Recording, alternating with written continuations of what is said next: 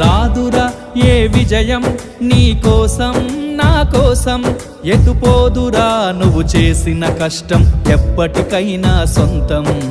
కాలంతో పయనించే వాడికి కానిది ఏముంది, సాధనతోనే సాధ్యమవ్వునని సదాశయంతో సాగర ముందుకు. రాదురా ఏ విజయం నీ కోసం నా కోసం, ఎటుపోదురా నువ్వు చేసిన కష్టం ఎప్పటికైనా సొంతం.